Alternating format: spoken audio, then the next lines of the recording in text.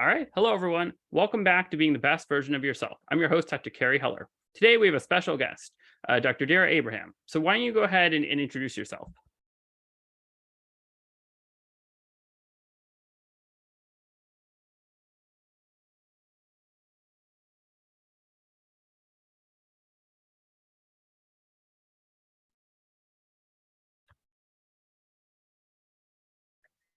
Hello, thank you for having me. I am Dr. Dara. I am a adult psychiatrist. I practice in Philadelphia, the suburbs, as well as Center City, and my outpatient adult and adolescent practice primarily is a practice that focuses mostly with adult ADHD patients.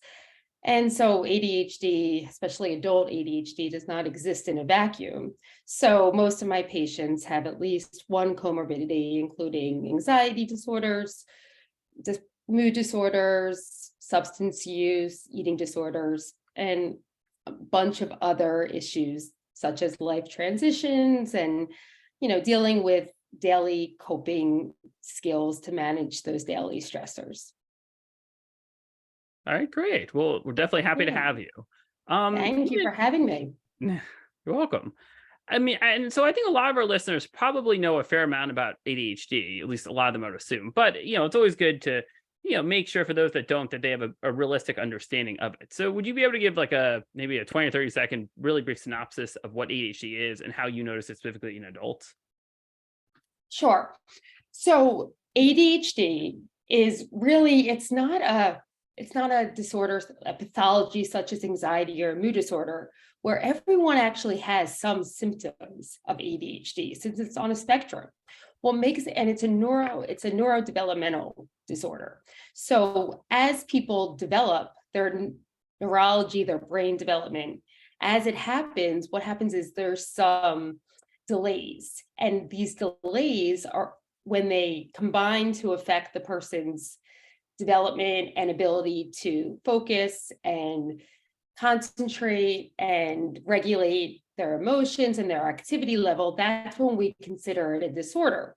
So for children, we see a lot of the core symptoms of ADHD, which is the issues with the focus and the attention, and those are the inattentive symptoms. And then we have the hyperactivity, the textbook type of little boy who's hyperactive, and then some of the impulsivity. But in adults, not only do we see those issues, but we also see what really is the executive dysfunctions.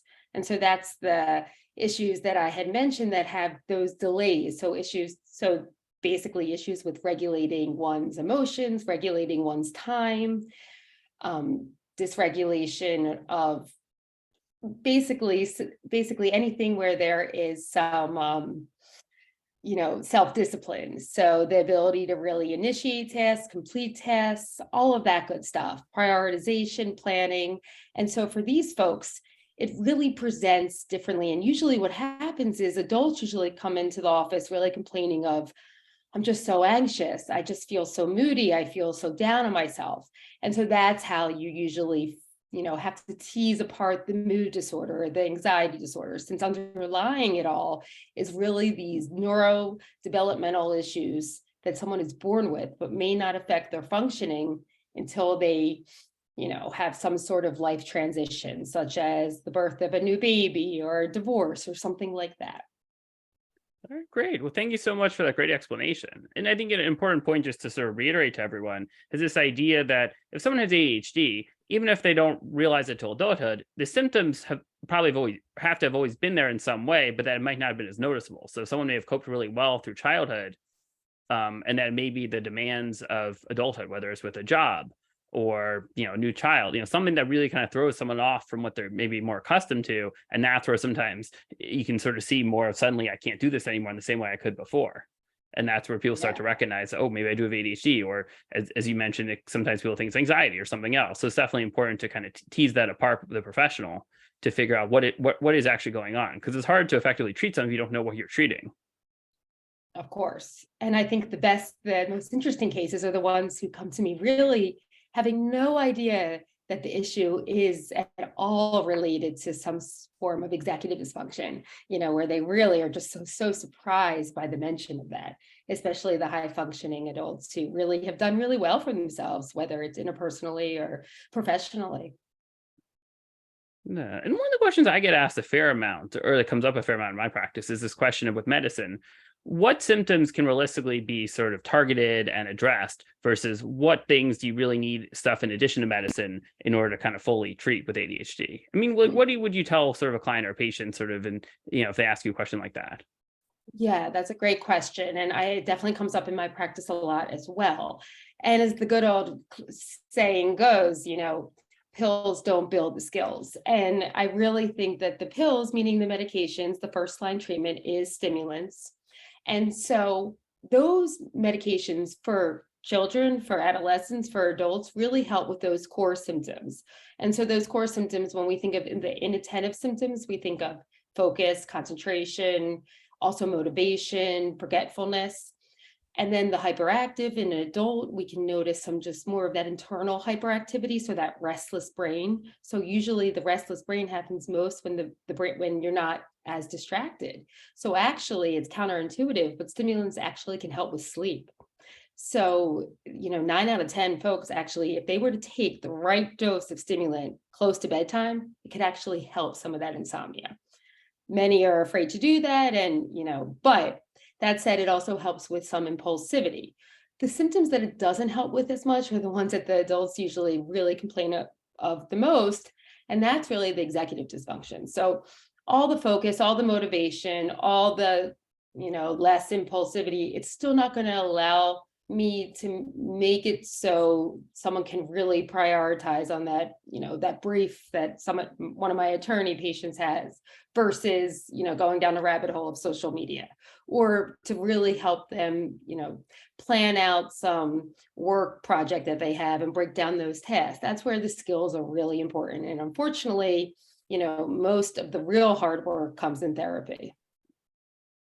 Okay, great. Well, thanks for explaining that. I mean, I think this is definitely an important point. I think a lot of people don't realize is that, for most people, medicine is not sort of a magic, sort of fix for everything. That it certainly helps with a lot of the underlying symptoms, but the skills, it's not going to magically give you better executive function skills. It may help to implement strategies more easily, but you sort of have to sort of do the work in psychotherapy or coaching or something to be able to kind of get at, learning how to plan, organize your time, figure out different strategies and develop into routines. And for a lot of people with ADHD, that is one of the hardest things. Even if they kind of know what to do, they don't know where to start, or they have a hard time maintaining anything that they've tried. And I think there can oftentimes be, a feeling of disappointment, resentment that they just can't do it, feeling like they're always letting everyone down, lots of sort of negative feelings. And again, those are things that certainly are really helpful to work through in therapy, but also you need those skills of figuring out, how am I going to plan out tasks better? How am I going to stick to this system? And so that's where I think having a professional to help can be, it can be really vital, as well as also making sure that you're trying to pick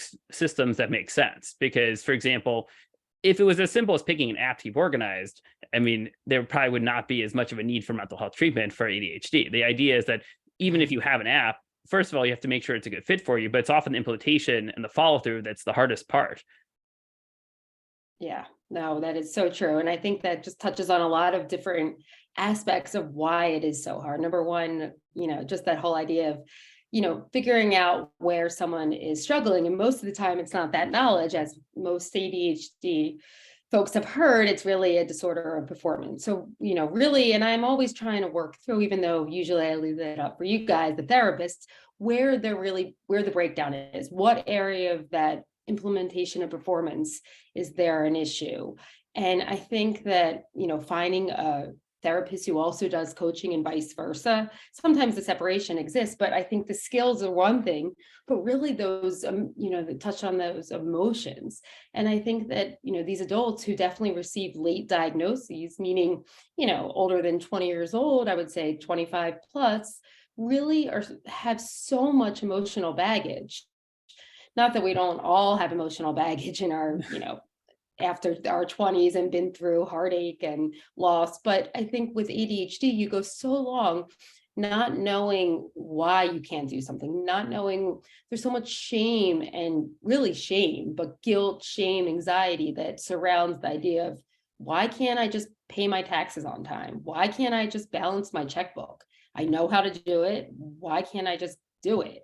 And so that's the whole issue, is really figuring out why these small mundane tasks are so hard for someone, and how you can come up not with structure, because structure, but real systems that work just for you, since one person's idea of a system may not be beneficial for a different individual. Right, exactly. And I think a lot of people don't realize that sort of the emotional piece is extremely important. It's not just the skills. And they really have to address both. I think it's hard. I think there's some people that go to a therapist and end up focusing more on the emotional piece, but don't really get those practical skills. And that's where either going to a therapist that can do both, or That's a coach for that piece of it. I find for some people, because I do both sort of the therapy piece as well as coaching, a lot of times blending the two. But there are times where for some people that works really well. For others, based on a variety of factors, including the time and just different things, there can be benefits of sometimes having one person where you work on the direct skills with, another the more of the sort of the emotional piece. But I Yeah. think I think people don't always recognize that you sometimes have to, it's not one size fits all in terms of treatment. No, and unfortunately, there's just not enough of, coaches, ADHD focused coaches and therapists. I mean, but yeah, it's such a necessary part of the treatment. My as helpful and effective as I call my meds, even though they're not mine, but what I do, yes, that's great. And actually, if you look at it it's probably one of the most effective medications we have. Well, I know for sure in all of psychiatry, but even in medicine, if you look at the studies, the effect size is pretty high. But even that being said, so much of it for an adult, more than even a child and adolescent, is based on those skills and those, kind of distress tolerance skills that you learn in therapy. Right. And it's also not a quick fix. I think sometimes people sort of or a lot of us get very frustrated thinking, even if I'm meeting with someone, I just, I want a session or two and to be done. But it doesn't really work that way. Yes, I think, because I mean, if we think about it, some of the main issues with an adult ADHD brain are really not being able to motivate unless there is some immediate gratification. And so the whole goal of bringing everything into the present, whether it's a, reward or whether it's a consequence. So, that reward of gaining that much out of therapy and not seeing the results quickly is very hard. And it's really hard for anyone to deal with, but let alone an adult ADHD brain. It's kind of, having to be consistent is also hard. And that, as I always say, the only thing consistent is going to be your level of inconsistency, right? And kind of blaming it on, if you get bored and all of a sudden you've decided to pick up skiing as that new hobby of yours to keep yourself motivated for exercise. And then, weeks go by, maybe you've done it a couple times and then you're bored by it, put it aside. Blame it on the skis, blame it on the mountain not being that great, but don't blame it on yourself. You may go back to that, that hobby, you may not. And the one thing's for sure is that adult ADHD is not a cheap disorder to have. It's definitely can get pricey in terms of needing to find something that really, engages your brain, engages yourself, and knowing that you can't be so hard on yourself since you need a little bit more stimuli than the next person. Right. And obviously, in terms of the costs, sort of financial and otherwise, you have certainly if you have a hard time remembering to pay bills and things like that, or, work you're not doing as well as you might like, that may cost you promotions and other things. And so certainly on the one hand, there's the potential for lost money because of sort of having trouble keeping track of stuff. And, one thing that sort of can be helpful to think about, because sometimes people think about, even if they can afford it, the cost of treatment, then, it's so expensive. Why do I need this? But if you think about how much money are you losing by not treating it, that whatever, in a lot of cases, whatever you put into actually treating it, you're probably gonna get that money back in whatever sort of improvements you make to then be able to sort of function better. That's so true. But That whole ADHD tax that comes with it. And I think, that's also just kind of, if someone can really start to understand that and really understand that in the long run, that can improve their ability to, keep their credit card balance down and not have unpaid bills and interest and all of that good stuff. It really will benefit them in the long run. yeah, and along those lines too. I mean, there are lots of things that are really helpful for everyone. Things like basic self-care, getting enough sleep. Like I always think about sleep as an appointment you should attend consistently and on time every day. Not Yes. use whatever time you have left after you get everything done to sleep. Yeah, I mean, I think for, these adults, there's so many reasons why there's sleep issues. Number one being most adults with ADHD have a sleep-wake circadian disruption, meaning the natural sleep chemical, the hormone melatonin, is not secreted at the right time. So that's number one. And then you have, most of my adults come in telling me, but finally, when my kids are asleep and my partner is asleep, I can finally have some peace. I can finally get some stuff done. And so those little lies that that we all tell ourselves, but with the adult ADHD, with the idea that you can be more productive at night, which is not always the case, but it feels that way because there's less distractions. And so one of the goals is really to allow yourself to figure out ways to have less distractions during the daytime hours so you can feel just as accomplished and just as productive during the day. Right, exactly, because it's hard. I think, as you said, you identified probably a lot of very common reasons why people end up staying up later to do stuff. But also the idea, even if you feel like you're always getting stuff done all day and don't have downtime or time to sort of just to yourself, the problem is, that's not great for your body to always be in that kind of mode of go go go, and so Yeah. that can sort of then make you less productive the next day if you're so burned out.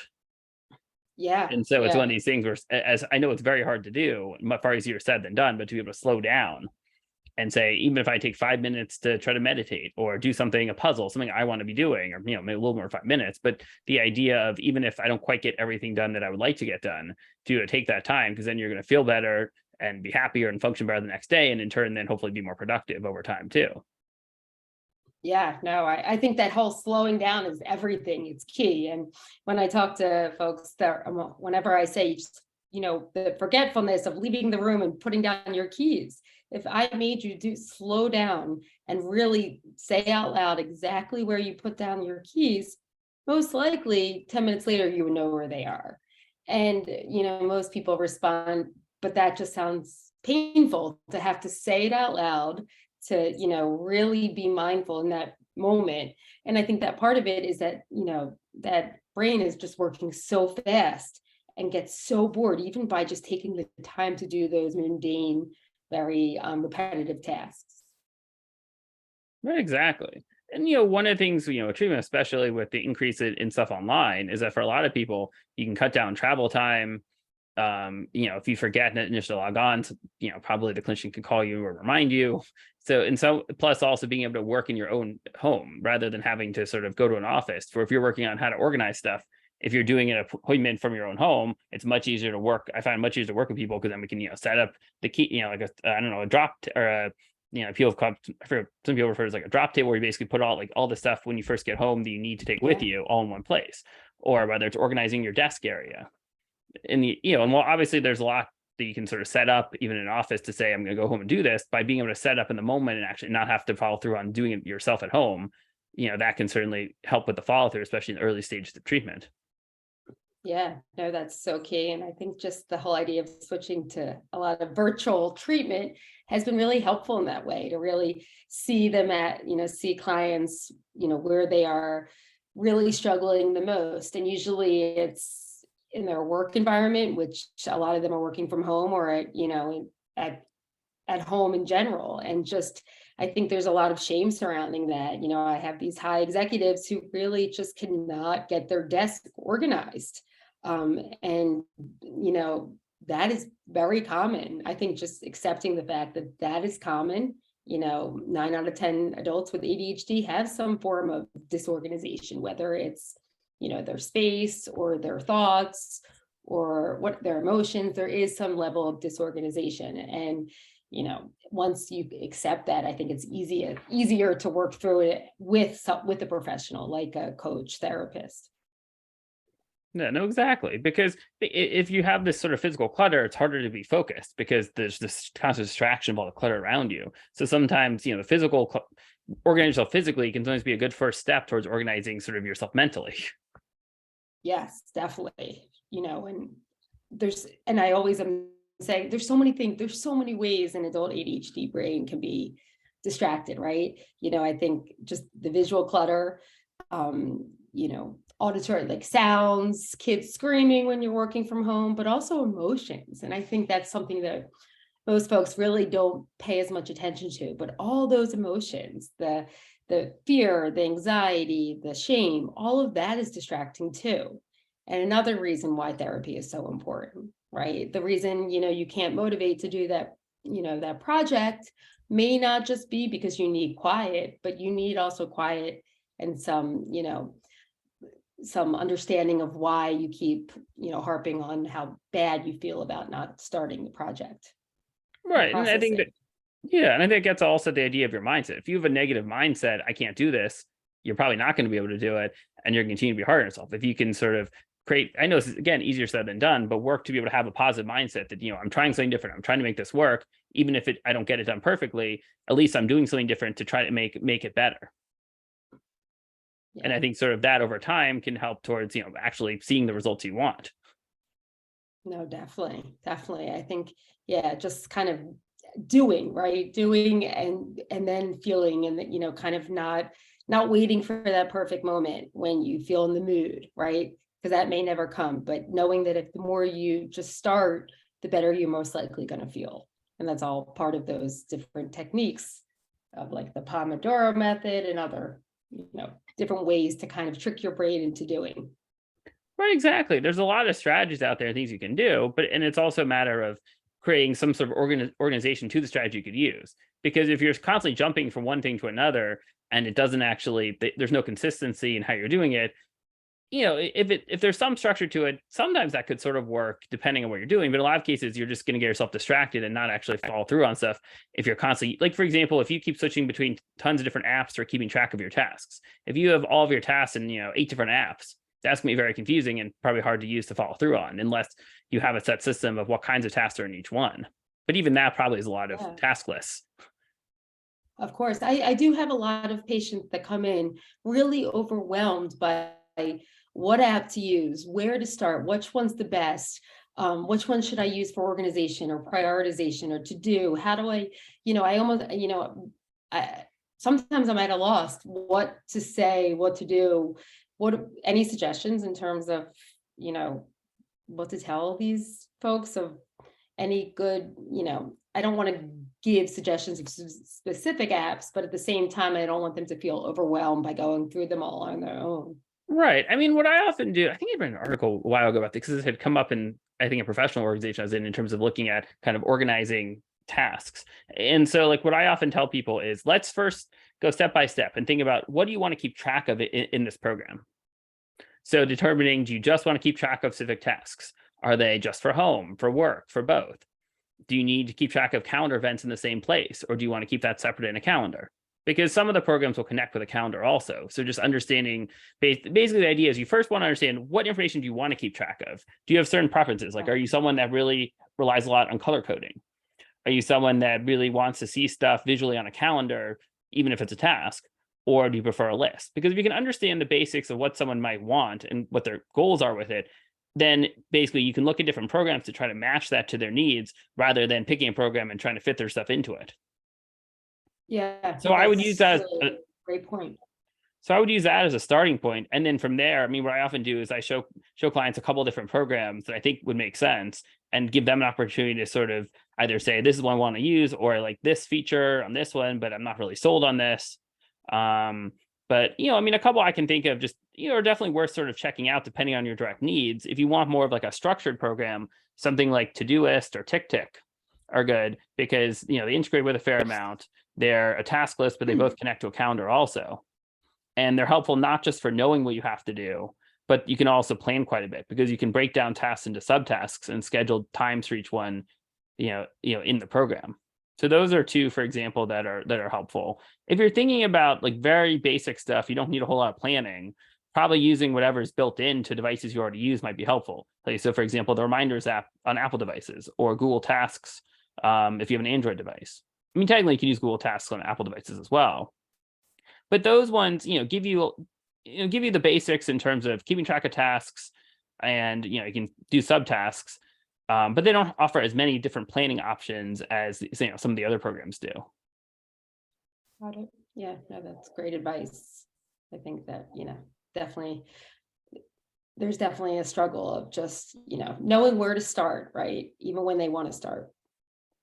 Right. And sometimes the idea is because what I'll do a lot in appointments is we'll basically, figure out what someone wants and then actually, create an account and set up a task list, during the session where we then start putting stuff in. Because sometimes with the task list, it's not just about keeping stuff in there to know what you have to do, but it's also about getting the habit of using it. And so one of the things that can be helpful at the beginning is to sometimes put a few things in there that you actually remember to do normally. Like let's say eat dinner or brush your teeth. I mean, some people do need help remembering to brush their teeth, but for someone that's just something they do normally without having to look at a list, the idea then becomes they see it pop up and they get in the habit of marking it off. So instead of having to remember to do the task from the list and mark it off, they just use those tasks to help reinforce the idea of I see this pop up. Once it's done, I mark it off. Yeah. And I think that really can help with some of that, taming that shame that goes along with choosing tasks that they don't always get done, right? They know usually they're going to eat dinner. And so they're going to feel maybe not accomplished, but feel some sense of, I guess, accomplishment just by checking it off.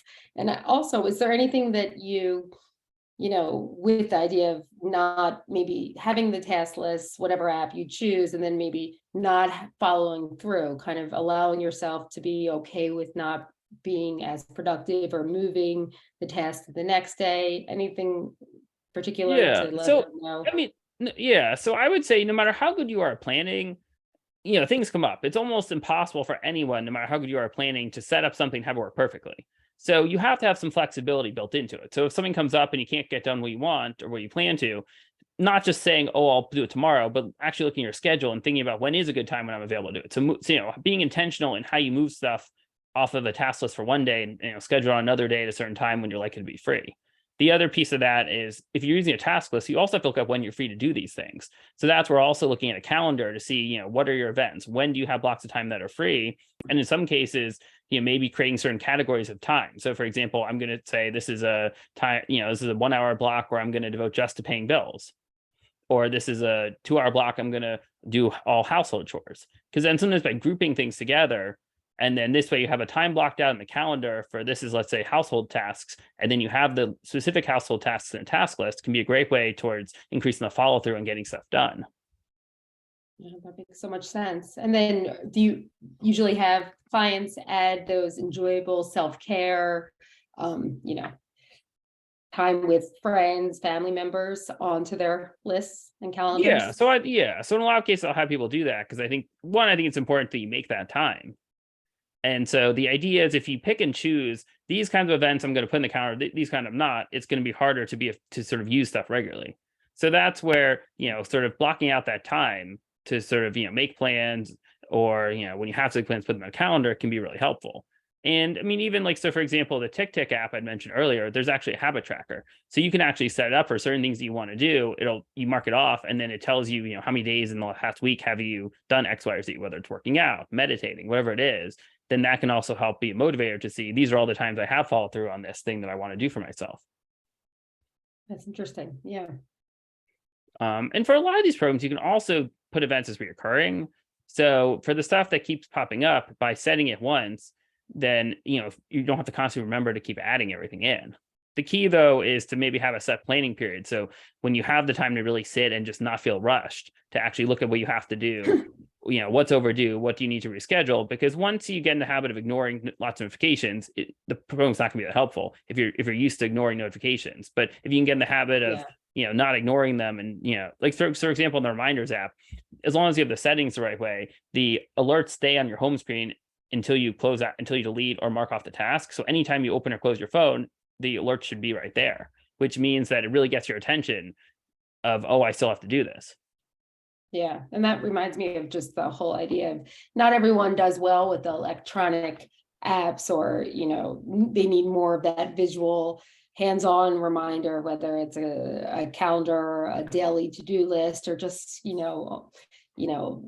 whatever. I almost have them laminate, some sayings that will be helpful and motivating right in their work area. So, externalizing that idea of time or, productivity or whatever they want to, what their intention is of the day.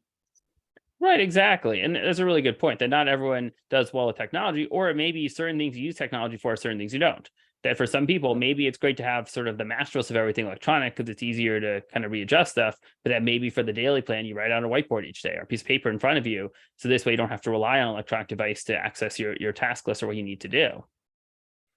Yeah. And then also, I think that a lot of them kind of look at that large list of tasks and feel overwhelmed. And so if you have just a daily to-do list that's, I don't know what you would suggest, no more than 3 to 5 things, I think it can really limit that distraction of being overwhelmed by your overall task list, which, Right, exactly. And that's where also when you're planning, that's why a lot of the programs will let you keep separate lists for the different categories of things. So instead of having 50 or more things in there total, maybe you have 5 to 10, even if you're not going to do them all in that day. But like, let's say for household tasks, you have maybe, I don't know, 15 things on a list, but the idea, or 10 maybe for a certain category, but the idea then is they're not all scheduled for the same day. So when you look at what do you have to do today, a lot of them will self-generate a daily to-do list for you, but it's far fewer things and it pulls from all categories. So this way you don't have to keep looking at every single thing you have to do and then decide. You basically, as long as it's planned out, you just look at, what's scheduled for today. And then it basically gives you an itemized list of what to do. Or you can obviously write that out on a piece of paper or a whiteboard also. But this way it makes it less stressful because you don't have to keep looking at everything you could be doing. Just you look at the things that you decide you're going to do for today. And then if you get them done, have extra time, then you could look at the other things. How much time should one really consider in planning out? How long each week is it that they will set aside time to plan out their, whatever it is that they're using for the week, their calendar time blocking?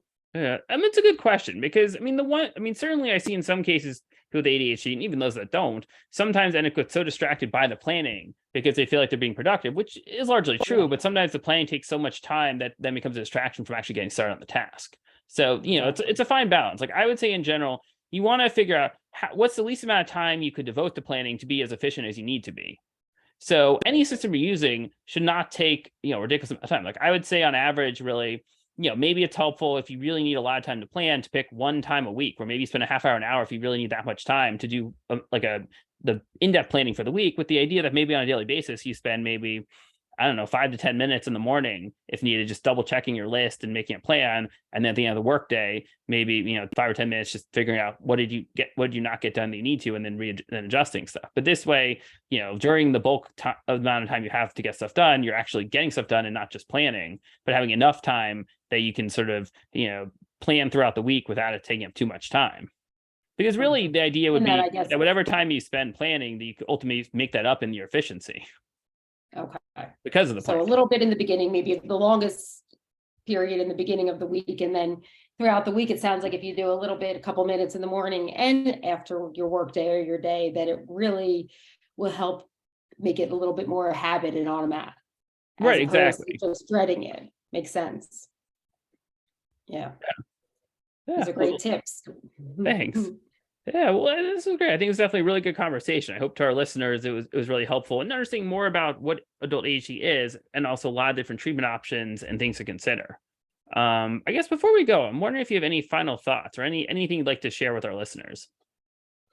I think that everyone really should know that it's never too late to obtain a diagnosis of adult ADHD. I don't care if you're in your 20s, 30s, 40s, 50s, 70s.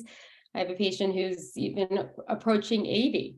But I think that knowing that, these issues don't get better with time, if anything, they can get worse and they can cause issues with memory or some, impairment, in terms of emotions. So I think just really, not feeling, shame or as much, or trying to let go of the idea of shame and anxiety, and really reaching out for help if you feel like these issues are affecting you, at least at work or at home, or just overall with your self-esteem. That's definitely good advice. And if people want to reach out, where can they find you? They can find me. So it is Dr. Dara, psychiatry.com. And then my email is drdara@drdarapsychiatry.com.